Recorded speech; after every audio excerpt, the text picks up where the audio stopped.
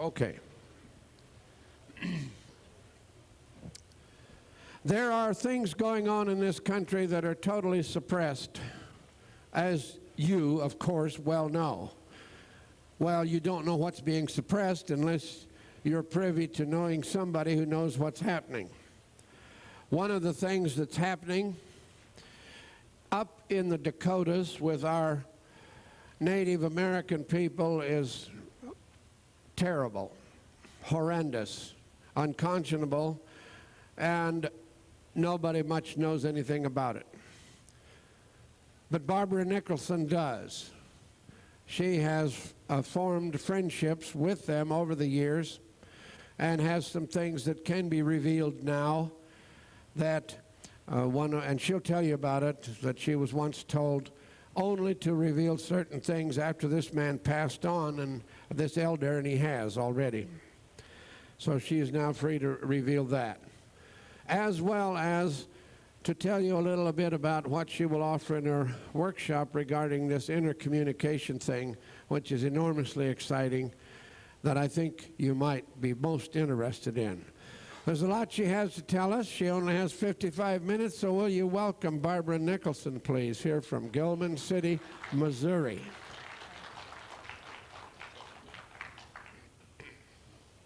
Hello. In this year, when the tender faces... Can you hear her? Can you? We need a little more volume. Is that better? I've got to just lean right into this. Yeah. In this year, when the tender faces of the grass appeared, I could hear the earth. I had not yet completed the duties assigned me by my vision to be a holy man. I could hear the thunder beings say, "It is time to fulfill what your grandfathers have assigned you." That was written by Black Elk in a very interesting group of letters that he put out to John Neihart. And I have an assignment too. It's rather interesting how things come and how we get those certain assignments. You see, overcoming, this is from me, our fears is the easiest hard thing we have to do. That may sound very trite, but it's very important. Do you believe in coincidence? And things, what is coincidence? Coincidence is a God incident. It's something that's set up, that happens. I have seen a lot of coincidence in my life. I'm going to start with one. I spoke last time at Global Sciences in Denver. And when I spoke there, I talked about an Indian who I had a very unique meeting with. This was a Hopi Indian, and he talked to me about the prophecies of the last days. And more important than that, what started me on this road was a horse called Ariel, who spoke to me, and that's related in my book. I have one out on that, and then another book on biological warfare, which is another interesting story we don't have time to get into. But while I was there in Denver, and I was giving this lecture, I had read Black Elk's book. I hadn't read it for a long time. It had been in my possession because my grandmother had given it to me years ago, and I just kind of laid around. And just before I went to Denver to speak, someone had mentioned to me about Black Elk's vision. And I thought, well, that's interesting. So I got a hold of the book and read the vision. Now that interested me because my heart is with horses. And I love horses and I understand them. We are very close. I have a horse ranch. So I live with my horses daily. But this particular time, in this vision that he had when he was a small boy, about 9 years old, he saw 12, actually first he went to heaven, he was dying. And his father prayed to Wonkan Tonkin, which is God for the Indians, and asked that his life be spared. Now in doing so, at the particular time, he went into a coma, and they were sure he was gone and he wouldn't be there anymore. But he said in that coma, he opened up, and 2 messengers came with spears, and they took him up into the sky.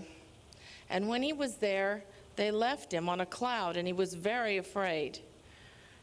And a bay horse came to him. And the bay horse said, "Look and listen, basically, this is my life. I will show you."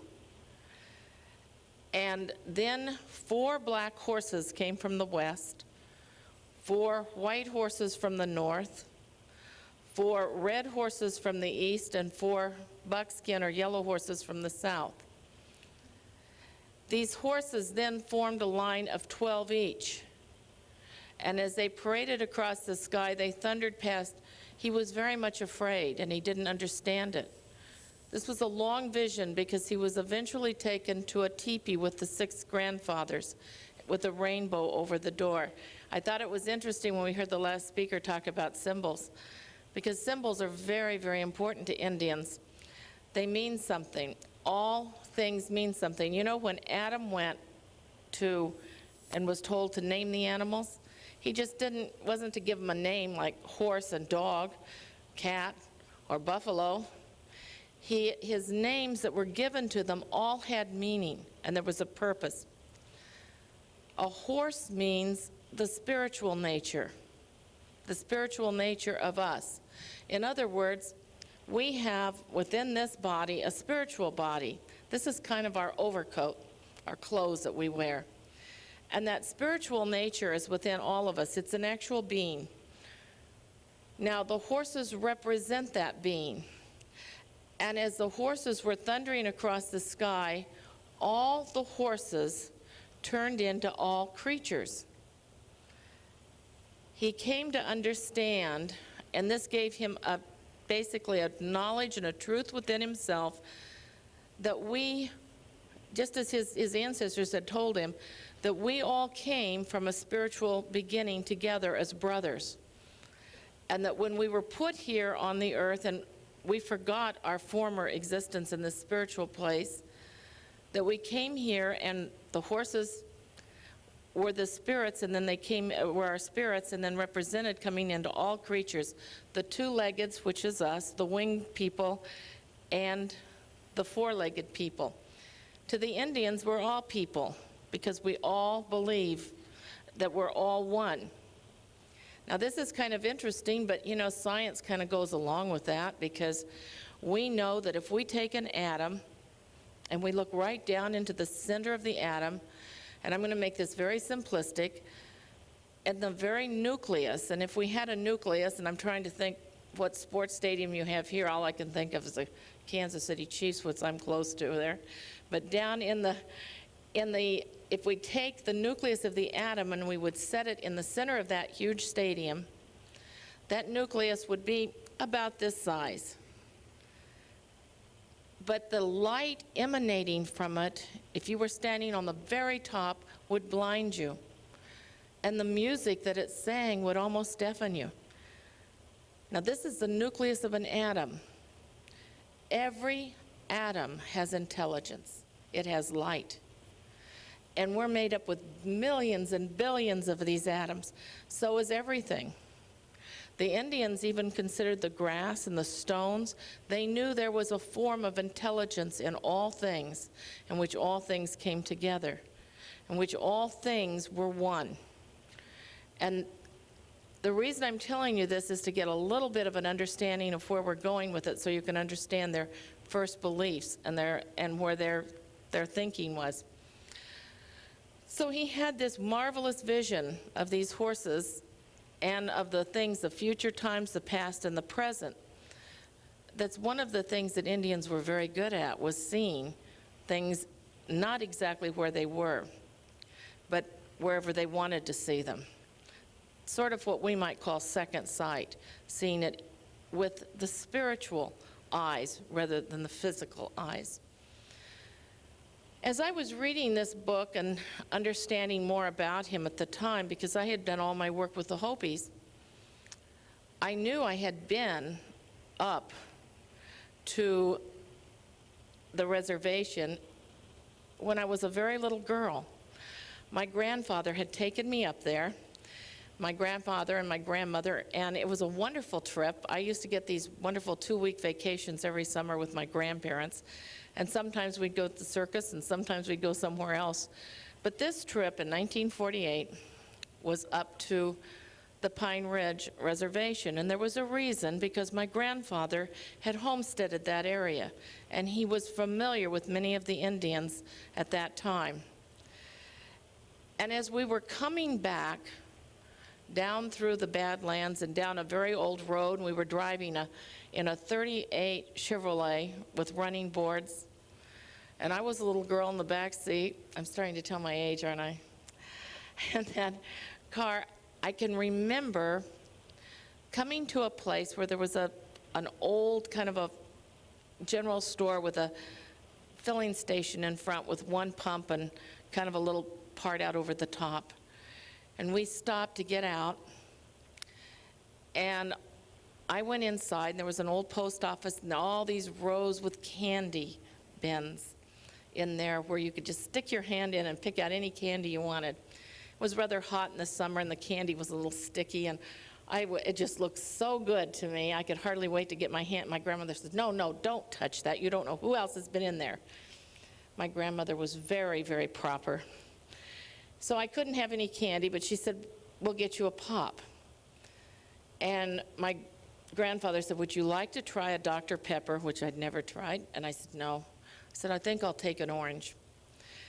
He left, and pretty soon he came back, and he says, "Now, Barbara, I want you to meet someone very important." And he said, "This man fought in a very important battle in our country, one that you'll read about in your history books. He fought in the Battle of the Little Bighorn."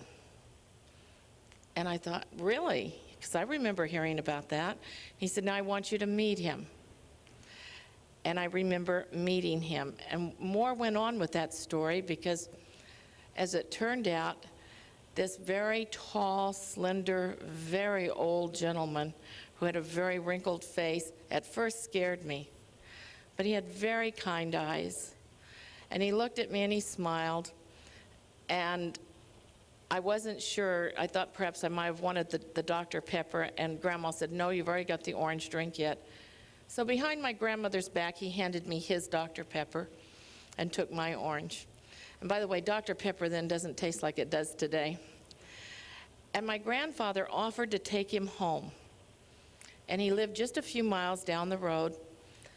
And I thought, oh boy, this Indian is going to sit in the backseat of the car with me. And as soon as he started for the door to get in, my grandmother said, "Oh no, we can't have an Indian in the car. Let him stand on the running board and hold on, and we'll take him there. We're not going that far, and it won't be that fast." So he stood on the running board. Now, that's something I always wanted to do, but never was allowed to. So I thought, this guy's getting this fun thing, and I'm not getting to have the fun. As I look back on it, I understand sometimes how people think. We couldn't put the Indian in the car with us? Well, anyway, when we got to the place and we pulled in, there was another Indian that rode on the other side, a smaller fellow that was with him, and that my grandfather was talking to on that side. And this gentleman was on the other side of the car with me.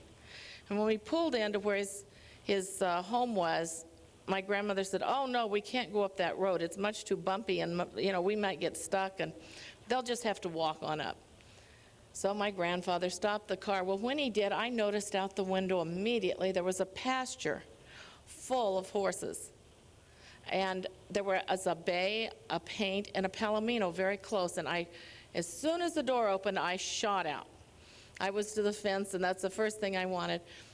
And the next thing I knew, the tall Indian, I heard my grandmother yelling, but she had a bad leg, so she couldn't follow me and pursue me, and I wasn't about to give up petting those horses. So as I stood on the fence, this Indian came up, and he spoke to me, and he told me some very amazing things. As a young girl, I really didn't understand it. And I thought, what is he really telling me? And I put it away. It was one of those things that you kind of lock away, and you leave there, and maybe someday in the past something will come up, and it probably wasn't important anyway. I only recalled very specifically one thing. He said, one day your first horse will be a bay horse, and that bay horse will be your teacher. Now, when I came to the opportunity to get a horse, I did everything I could possible not to get a bay horse, but I ended up with a bay horse. It was my first horse, and she was my teacher. When I stood in this motel room, I'd ask a friend here, and jumping back to Denver. I said, Henry, will you pick me up a book on black elk so that I can read it when I'm out there? Because this old book I'd had years ago, my grandmother had given me, I didn't have. So he picked up a newer book, and as I flipped through, there was a picture of him. And as I opened that picture, lo and behold, there was the Indian that I had spent that afternoon with, the same one. Now, I became very intrigued with this because I realized I could hardly get through the rest of Global Science Conference. I kept trying, things kept coming back to your memory. You know how that happens? That remember this and I remember that. So I started jotting down all the things I remembered and all the things that he told me. And I thought, this is important. I need to go there. So when Global Science was over, I got home and I packed my pickup. And I said, I haven't finished the last chapter in my book yet, and I was still holding on it. I said, I think I'll go up there and sit on the reservation and write it. I'm not going to tell you the events of the trip because it was one amazing event after another. But when I got there and made it to the Long Branch Saloon, and that's the real name, and it was the old name of the old saloon in Chadron, Nebraska, where General Mills had stayed when he had been in the Indian battles. Now, while I was there, I encountered a very sharp attorney from Boston who started telling me, and I have a copy of the letter he sent me, and his briefs about the problems that these people were having. I also encountered another fellow that we talked about breaking horses, and he turned out to be an Indian also, and he started telling me of the times when he was young and what was done there on that reservation. I thought, I live in America, I can't believe this. It can't be true. He told me of when he was small that the census takers came to take the census, and the Indians didn't know any better, so they allowed them to take the census.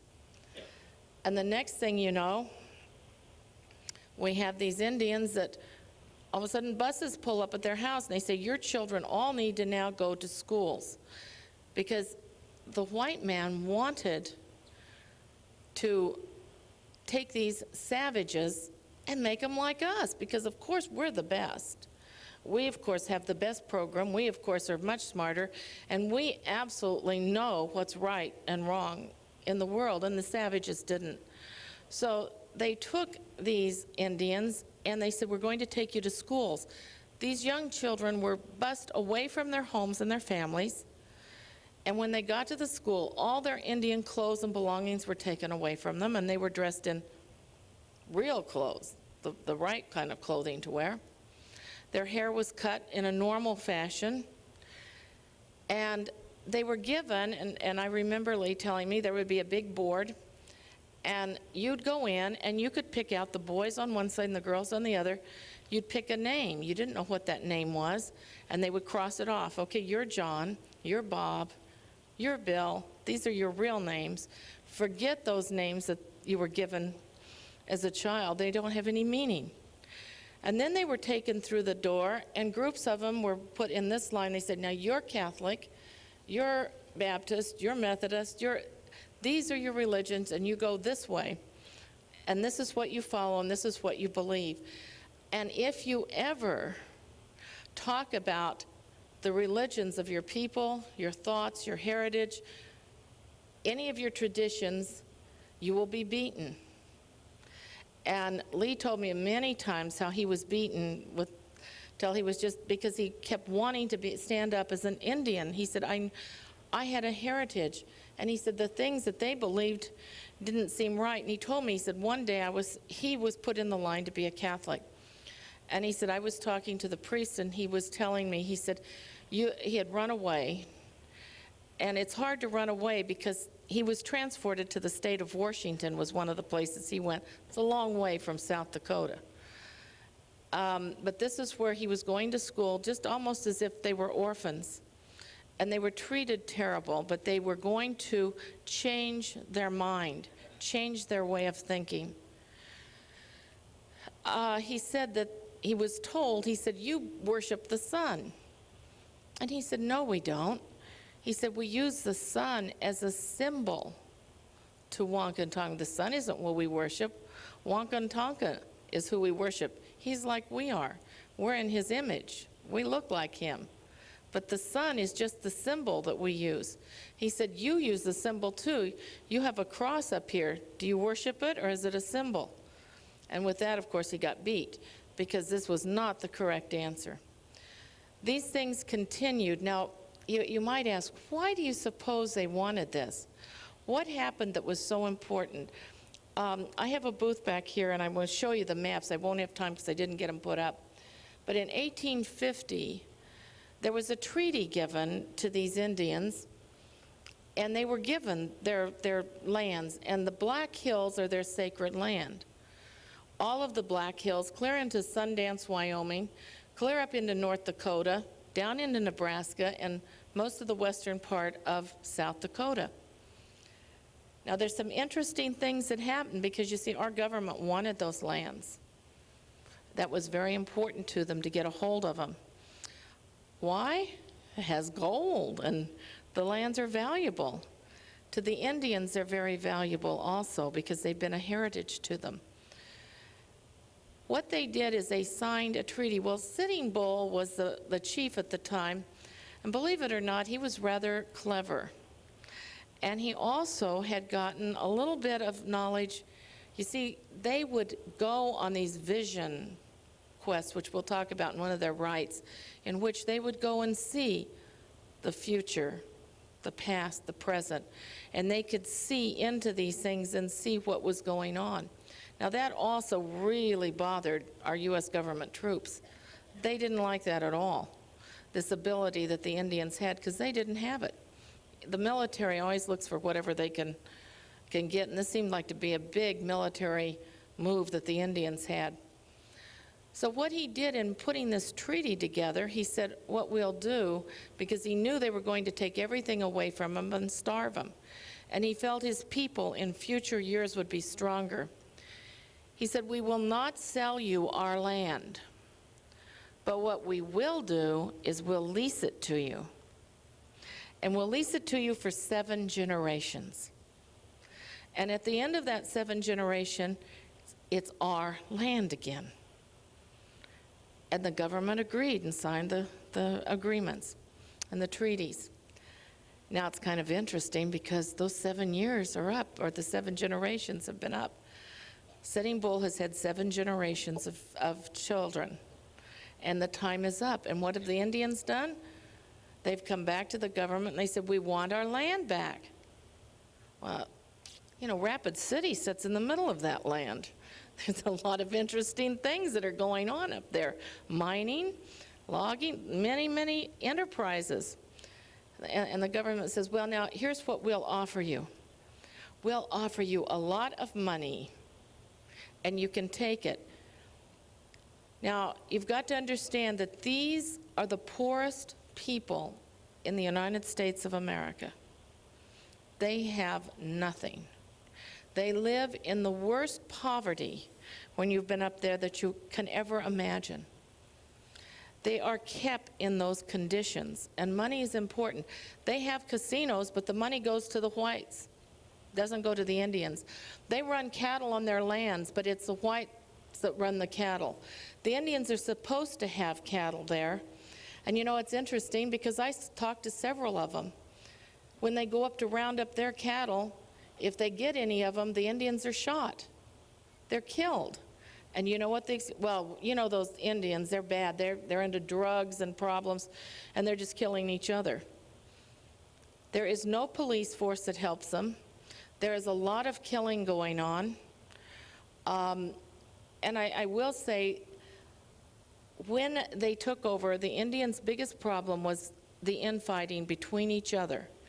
That was fueled by a lot of whites, and it was fueled by greed, by them wanting to get the things that they had. Well, when they brought this money up just recently to these very, very poor people, because obviously the government's saying, we can't give back Rapid City, the Black Hills, Sundance, Wyoming, we can't give this territory back to the Indians, so we'll pay them.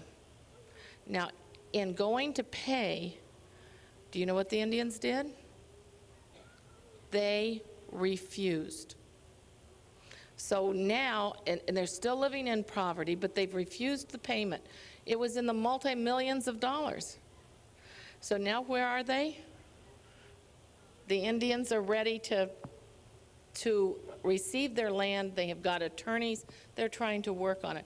They don't want the land back and take it away from the whites, but they want what's due them. They should be getting the leases and the money coming off of all the land rather than living in the poverty that they're living in.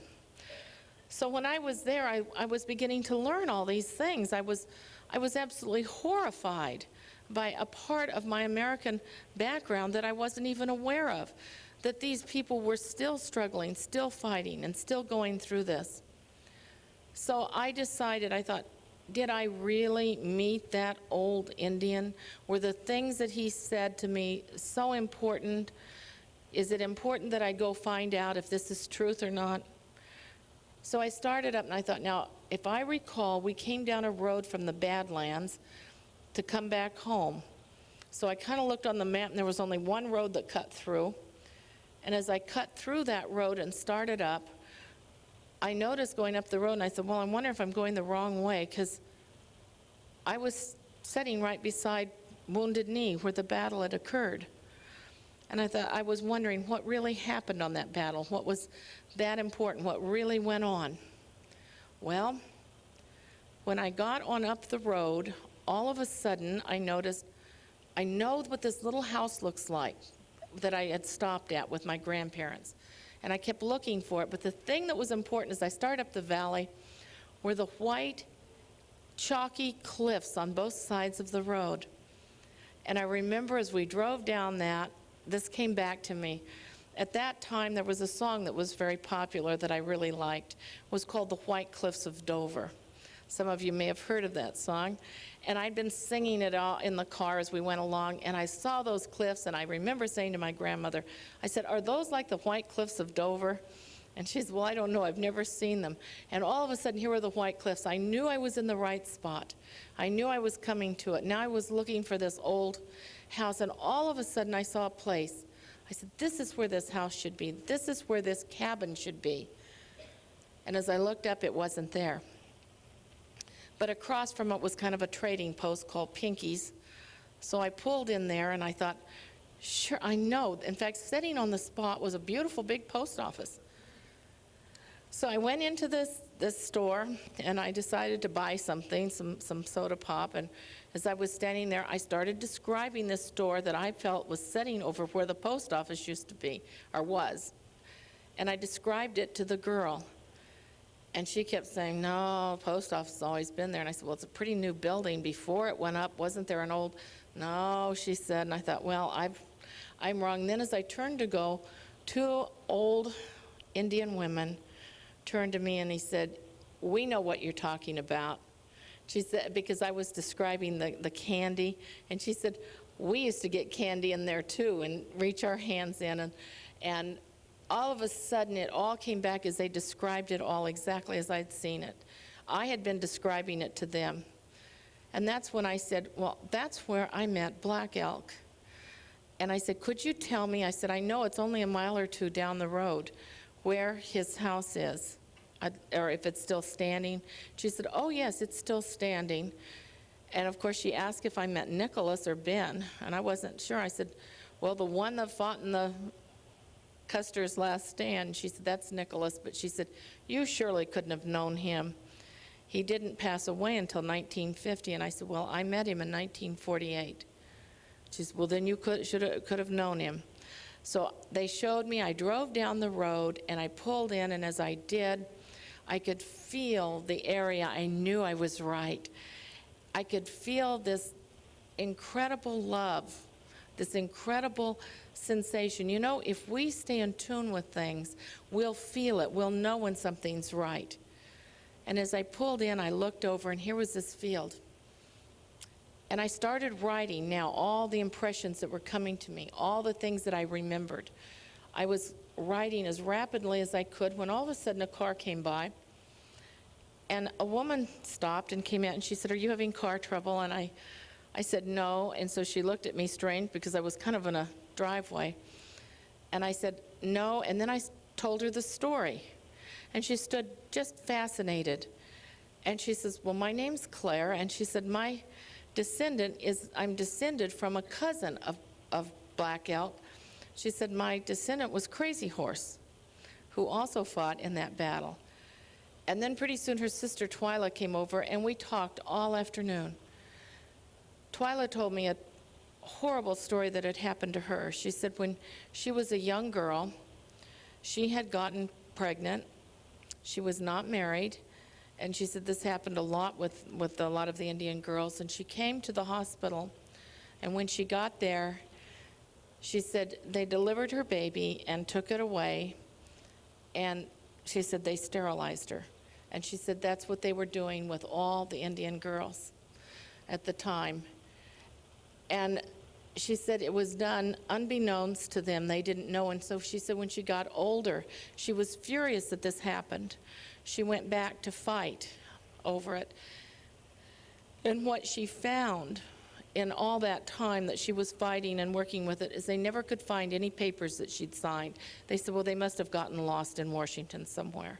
And she said, I never signed any papers.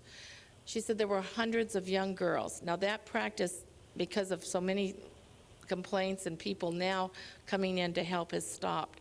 But for quite a number of years, she told about the anguish she had all her life of not having the child that she lost and doesn't know where it is, but the fact that she can never have any more children. These were some heartbreaking things to me when I've seen what these people are going through today, and we talk about third world countries, and here we have this situation going on there. As I visited with her, she told me many of the things about Crazy Horse, some of which I thought were quite interesting, and I started to understand them better.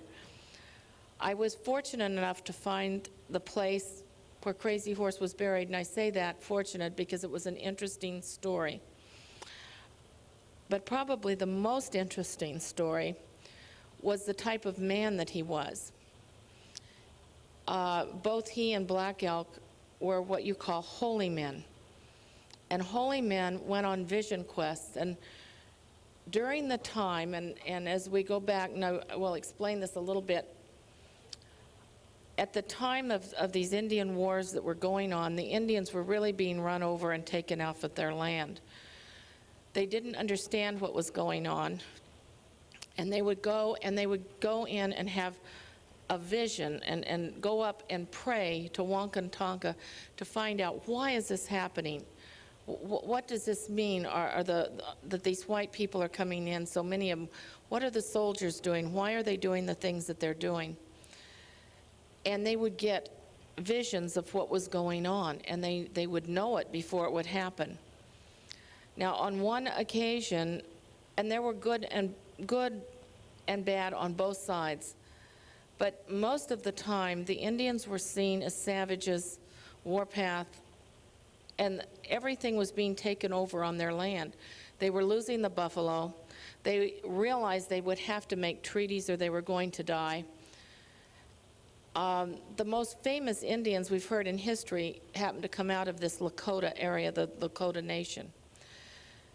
And probably because of some of the fascinating and fantastic things that they did. At this one particular time, Crazy Horse had been praying. All he wanted was to be a holy man, to do good things for people. He was a young man. He was not old. He was young. And I'm going to tell a little bit about his story because of history. It might be interesting to some of you. He went up often to these hilltops to get his vision of what was going to happen or what was coming, so that he could see the future, so that he could see things. And at this one particular time after the battles, he was up there and he could see the general who was coming up, and they were going to form a pincher action. This was Custer and the other general that was coming the other direction. He saw this before it occurred, and he saw what they were going to do and cut the Indians off, and the intentions were to massacre the Indians. The Indians really didn't want this to happen, and he saw this coming. The purpose behind it was Custer had been in St. Louis and setting himself up so that he could run for president of the United States. And he had been putting all his things in action, and he thought a really good battle in which he won, and of course publicized it with the publications that he had gotten rid of all these terrible savages would help his image. And he needed to have his image put on the papers back east and all the places so that he could come back and run for office. So as they saw this, they knew this wasn't a good thing. As Crazy Horse realized what was going to happen and what was being set up, because he was able to leave this mountaintop and visualize and see what was happening at this point, he went back and he brought the Indians together, and he said, our only chance is to get him before he gets us.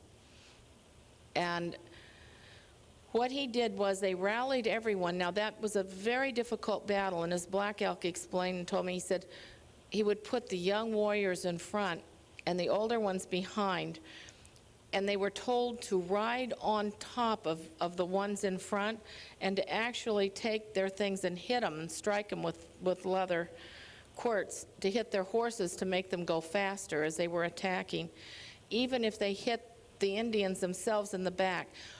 The reason that he did this was is to get you excited or motivated to kill, to fight.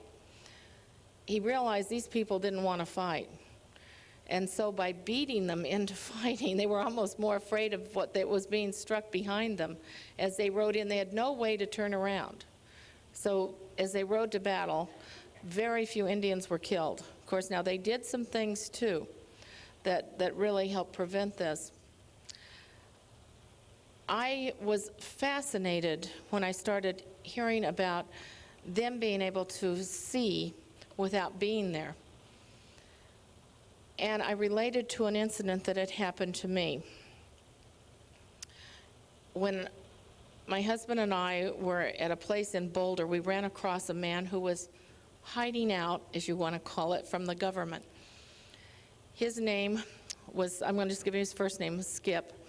The reason being, I don't know whether he's still alive today or not, but I do know that he had to go completely underground with what he had found and what he was doing at the time. This was back in the 50s.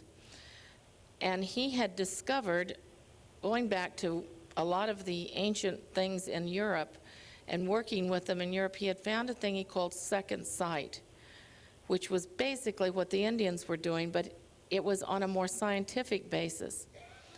And he had a way of teaching it very simply. The Indians worked days in getting their body physically ready, getting their mind ready and listening to it, but he was able to take anyone at a certain time behind a blindfold and show them, and all of a sudden, pretty soon they were seen.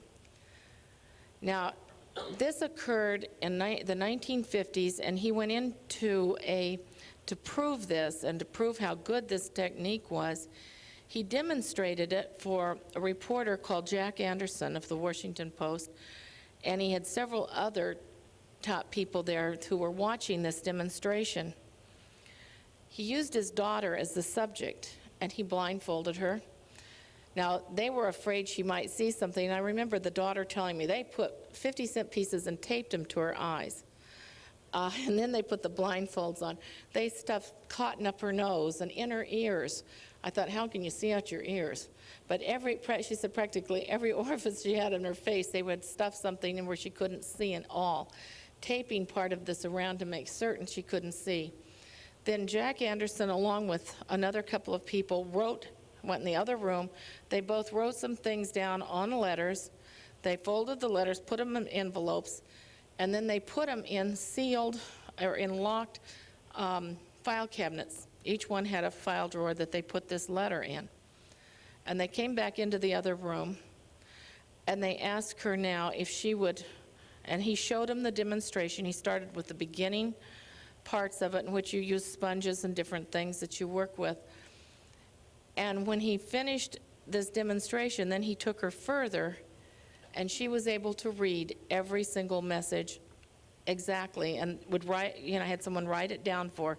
She was totally blindfolded. They dictated it and wrote it down. Now, when this was over, he had a couple of military people there who had first seen this. And like I said, this was back in the 50s. They went absolutely wild. They were totally beyond themselves in what had just happened, what they'd just seen. They wanted to know the techniques and how it was done. He worked with some of them for a while, and he said his life became a living hell. And he literally left. And he took his family with him, and he was pursued across the country. He had, every place he went, he had government people following him, watching him. I guess they were terrified that he'd get in and read some of the, what is it, for eyes only type stuff that they have in their own files, but he was absolutely pursued beyond belief. Now, when we met him, he sat down, and I'll never forget when he put me behind the blindfold, and all of a sudden, I could see. It was incredible. I remember my husband jerking his blindfold off and said, "This can't be." So I spent some time with him and learned a lot of these techniques. As I learned them, I never got to finish the further techniques and go further with it, primarily because they found out where he was with his family and he had to move again. So I got not quite as far as where you would go with when you would read. But as I was doing a group, I had an opportunity, and I worked with picking people and would sit down and show them, and we'd work behind the blindfold and so they could see. I was working with a gentleman one day who was a Catholic priest. Not that that would make a difference, but he was very open to things. And we went through the 3 or 4 preliminary stages, and all of a sudden, I just laid a book out in front and asked him. It was a children's book. And I started with a few of the words. I'd seen Skip do this, but I'd never done it. Within minutes, this man was reading this book, blindfolded, without being able to see it. I was totally amazed. I thought, this is fantastic. I had problems with this. I was confronted several times with authorities that didn't want me to show these techniques, to teach this, to have anything to do with it. And because of that, because of those problems, I stopped. I didn't do it again. When this came back up and all this flooded back through me, and I started seeing what the Indians had done, and I realized here's a scientific, easy method in which to teach people how to do this, where they can go home and practice it to enhance this ability to see from another place. And Dean asked me to come and speak. I said, all right, I will do it, and I will teach this in the workshop. And so I brought my little utensils down to do that in the workshop. When I looked at where the Indians were, they were having this problem. Now, I want to explain a few things because I'm going to leave you with something that to me I think is probably so profound as anything that's happened in this century. I can't think of anything happening, an event that was covered up and that was changed. The government completely put it in a different way and a different text, and yet there was a magazine writer. At that time there was a paper out called The American Illustrated, and the author in that paper did write about this. And then after an event happened, which the event was at Wounded Knee, he changed his writing entirely. I'm going to tell you about that in just a moment, but first I want to tell you just briefly, as fast as I can, so that you'll have an idea of these savages and what they have. In their religious forms, they have the sacred pipe, and the bowl is like the red earth. and it represents Mother Earth in it. They believe in grandfather Wakantanka and father Wakantanka.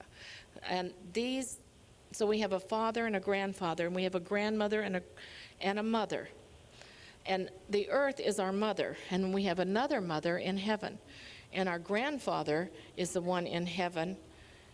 And then the Messiah, who is coming, which they believe, is the one, is their father, Wakantanka, who they basically pray through to the grandfather. The pipe represents this. Hanging from this stem down are 12 feathers, eagle feathers. These 12 eagle feathers are the authority that takes them through. The wood part of the pipe is the man. Is the man part that comes through. And the smoke that comes through is the spirit. So the Spirit of God teaching them comes through Mother Earth and through man, through the pipe, and is called the breath of life. This breath of life that then penetrates to them teaches them the truths and the things that they should know. It's interesting that we have that same breath of life talked about in ancient Egyptian and the Egyptian records. With this going on, they then were given 7 rites, and those rites came from a time, because they believed first in 4 earth ages. There's the pre-earth age, in which everyone was spirits and were with everyone else, that we knew everybody and we were all brothers together, and we could think and talk with the animals, and we were all together in the spiritual realm. It was then that Wakantankan said the 2-leggeds are like me, he said, and they need to come here to go through a test or a period which they can, if they're very good, can become like Wakantankan. In other words, we move from animal to man to God in our pathway. And at that point, they said then, that was the first earth age. The second earth age is when they then came down in physical bodies. And when they got here, they didn't exactly know how to do things. And White Buffalo Cow Woman came to them. And she gave them some of the answers. She gave them 7 rites to do, 7 things that they needed to do to keep them in order. I may have to look this up because I'm make sure I've got them right. And she gave them those 7 rites. And when she came to them. Now, if you can follow the symbolism to other things, I hope you can catch this, because I'm going to go fast. We don't have much time. We've got a lot to give you. She was coming, and on her way, there were 2 brothers, one good brother and one bad brother. The bad brother saw her with very lustful eyes. And the other brother said, "This is wrong. You don't want to see her that way." Well, when she arrived, she then sent the bad brother away and turned him into snakes. You following this, 2 brothers? and what we may have in some, back in Judeo-Christian heritage and so forth, that during that particular earth age, there was a gigantic flood when the people became very bad that covered the earth. Then again, White Buffalo Cow Woman came again, and this time she came as a young red heifer. And she approached them to teach them the truth, and she gave them again the 7 rites that they were to perform, to always keep and do every day, all the time, and keep this in awareness. And then she went out and she laid down and rolled, designating that, of course, she died. And when she got up on the other side, it was like a resurrection, and she was white. And that came about 2,000 years ago, when this particular period came, and they called her then, of course, the lessons she taught were from the Messiah. Now they came down, they said, we're right at the end, and we're approaching the 4th earth age, in which we will go back into the spiritual forms that we came out of. And that is coming, and they said some of the things that you will know, the earth is going to be thundering. There'll be thunderings from the sky, and the earth movements will be coming. And all these things are happening. But she's promised that the Messiah would also come back and help the people. Now, There are 7 rites. The first one, real quickly, is releasing the soul. That first rite that they do in releasing the soul is when someone dies, and I'm going to explain, they have to cut a lock of their hair. And that hair is held until the soul and a certain rite and ceremony is performed to release it. You may have seen it when they took scalps. They would take the scalps into their teepees and put them on a pole, and they would stick it up through the middle. And that way the souls were released to the air. But for their loved ones, there's a lot to the rite. I won't go into all the details, we don't have time, but that's one of releasing the souls. When I was up there, I met a young man named David. Very interesting story connected with it. The only thing I can tell you with the lack of time is that his parents had died in a car thing where the car burned, and they were not able to get their souls and collect it, and he was very upset. We had a long talk about it, and when we finished, I think he understood and was able to go on, but for years he was not able to cross that barrier because their souls were not taken care of. The second is purification. Now that is one which they go in, and it's like, you may have heard the sweat lodge type thing. I won't go into too much except that, again, representing the 4 earth ages, the doors open 4 times to the sweat lodge, letting light in. 4 times the earth has been opened where light has come and come back on the earth. We're heading now where the 4th one, which the doors will be open, the light will come back. The third is crying for a vision. That one is when you go up on the hill, up on the mountain, as Crazy Horse did, and you see with your second sight, you talk with Wankan Tonkan, you know what's going to happen, what's going on. The 4th is the sun dance, which you've seen them when they hook the thongs into their chest and their back. And the ones that are chosen to do that, do it as a sacrifice with that pulling out of the flesh in remembrance of the Messiah who died and gave his flesh for them. The 5th one is making relations. And that one is when they learn to go with their friends and to make a love relationship with their enemies, to overcome fear and to live in love. And that's the one thing we really need to learn to do is making relationships. They do this even with the other Indian tribes. And the 6th one is on womanhood, preparing for womanhood. And it's a rite that's given to young women when their first time of the month comes around. And this rite is going on to show that we are all connected to one another, to our generations all the way back, and it's through women who give us the right of love, and women who nurture, and women who bring up the generations and teach them. It's a very important rite. And the 7th rite is called throwing the ball. And they take a ball, and it's very sacred in how they make this ball, and they turn it into, they paint it red, and then they put the blue spots on it, and it's put around, and it represents the earth.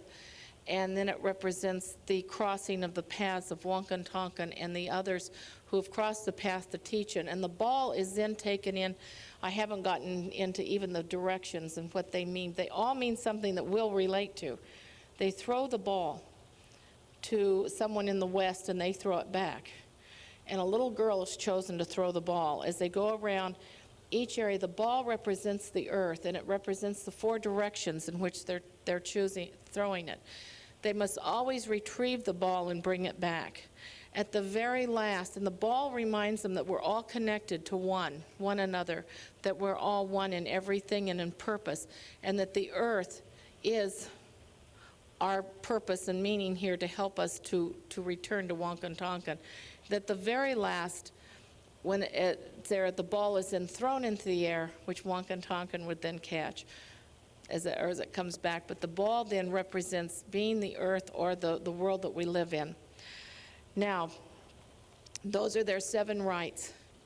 During the time, and this is the part I want you to really be aware of, during the time that they were going through these horrible trials in the 1800s, in 1877, the Nez Perez were chased by and you probably have heard about it, how the Appaloosa horses that they rode saved them from the military. But at that particular time, the military was heavily pursuing him. The Indians were still in wanting to fight, wanting to come back. They had just not long before that had the battle of the Little Bighorn. And an Indian, one of the prophets out of the Paiute tribe, claimed he'd had a vision, and so did one of the prophets out of the Cheyenne. And all of a sudden, several of their prophets said, "We have a vision that the Messiah is coming to us." And they called upon 16 tribes to come to Walker's Lake in Nevada. And these tribes all came there, and they cleared the land. And as they cleared the land, they were waiting for the Messiah to come. Boy. And he appeared. And when he appeared, he gave them messages. He told them to love their white men, to love their enemies, and to no longer fight. And the time was here now upon the earth, and he had returned to help them. This was tribes of Indians, 16 tribes that saw him. He showed him his hands and his feet. Now, the white men said this isn't true. They said there were marks in his hands, but the marks were here on his wrists. The marks were in his heel rather than his, and he explained why. When I was in Israel, they showed us, now they know, when Christ was crucified, it went through the heel, and it went through here. The hands wouldn't hold him. They knew that, and that's how all the crucifixions were done. But at that time, when the Indians were telling them this in the 1600s, they said, "No, that can't be true. You guys don't, we know you're wrong." He went on. There are many descriptions of when he came. Oh, I won't go into, I won't have time. I will finish the rest of it. I'm so sorry. I didn't know it was up. Time's up. I will finish the rest of the part of the thing tonight. I'm very sorry I wasn't able to get the rest of it. But they went on to different things that he told them, different things that were coming. Sorry. Thank you.